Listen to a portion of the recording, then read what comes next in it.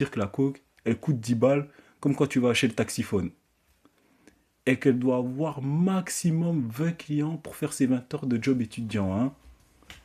Elle a quand même lâché 200 euros. Moi, je peux pas lâcher 200 euros comme ça. Je me fais un paiement 4 fois. Puis il y a mamie, son ex malsaine et toxique. Je vois pas quoi dire d'autre, hein. C'est une comédienne naturelle comme toutes les autres meufs de son genre. Rien à dire d'autre. Un véritable déchet. C'est sûrement parce qu'elle fait le yo-yo avec le cœur de notre Kazuya national qu'elle voit très bien le problème de la relation entre les deux. Hein, entre Kazuya et Shizuru. Ils se mettent ensemble alors qu'ils sont, entre guillemets, pas amoureux l'un de l'autre. En même temps, à force de faire semblant d'être en couple, normal que ça devienne réalité. Mais elle reste quand même la personnification de ce que n'était Roadi à Meruem. Veillance infinie des humains.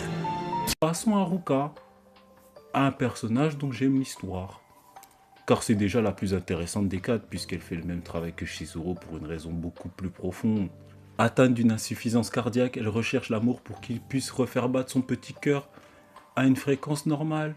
C'est un récit d'amour, hein, n'en demande pas plus. Elle pourrait faire du wingsuit, que ça reviendrait au même. Et elle tombe, comme par hasard, amoureuse de Kazuya. Ce qui tombe bien vu que Kazuya veut changer ses idées vis-à-vis de son ex. Et que c'est un putain de balleux.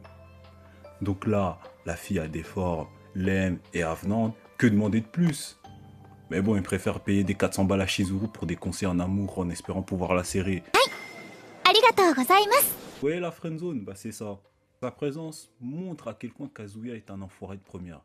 Parce que malgré tous les bons sentiments qu'il a envers Shizuru, eh bien il traite Ruka de la même manière que Shizuru le traite.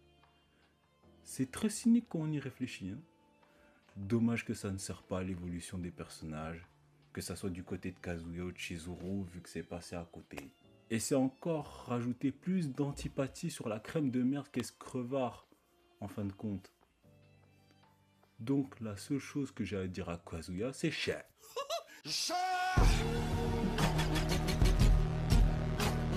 Et sérieux, allez pas me dire que c'est la gêne qu'il a envers son ami qui l'empêche de sortir avec. Hein, lorsqu'il ment à tout le monde à propos de sa relation avec Shizuru, c'est pas mieux. Malheureusement, bien que j'aime le personnage, son côté stalkeuse et yandere la dessert fortement. Après, chacun son point de vue. Soit elle est déterminée, soit c'est une forceuse. Hein.